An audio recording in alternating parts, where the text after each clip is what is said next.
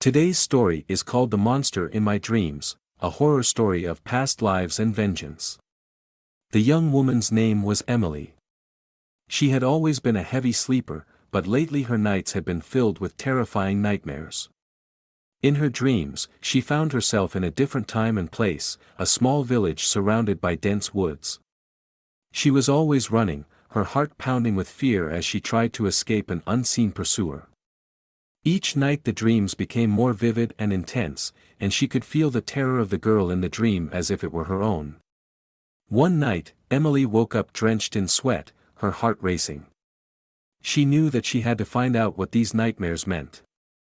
She decided to see a therapist, who suggested that she may be experiencing past life memories. Emily was skeptical, but decided to give it a try. During her next session, the therapist hypnotized her and guided her back to her past life. Emily found herself back in the small village, but this time she was no longer running. She was living a normal life as a young girl, until the day that she was brutally murdered by an unknown attacker. The therapist brought Emily out of the hypnotic state and she was left with a feeling of dread, knowing that her nightmares were not just dreams, but memories of a past life. Determined to find out the truth, Emily began researching the village in her dreams.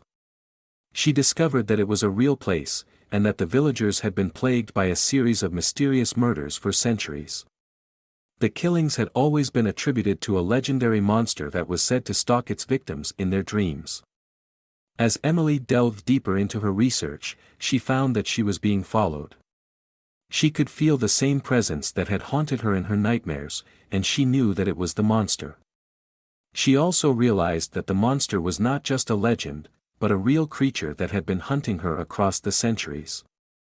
Emily knew that she had to stop the monster before it could claim her life again. She decided to return to the village, hoping that by confronting the monster in its own territory, she would be able to defeat it.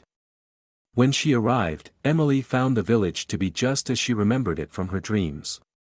She could feel the monster's presence growing stronger, and she knew that it was closing in on her. She searched the village, looking for any clues that might lead her to the creature's lair. Finally, she found a small cave hidden in the woods. Emily knew that this was where the monster lived, and she steeled herself for the final confrontation. She entered the cave, her heart pounding with fear and adrenaline. Inside, she found the monster. It was a grotesque, twisted creature, unlike anything she had ever seen before. Emily could see the malice and hunger in its eyes, and she knew that it would stop at nothing to claim her life. But Emily was determined. She had come too far to be defeated now. She had to end the cycle, to stop the monster from killing her and others again. She fought the monster with all her might, using everything she had learned during her research and her past life.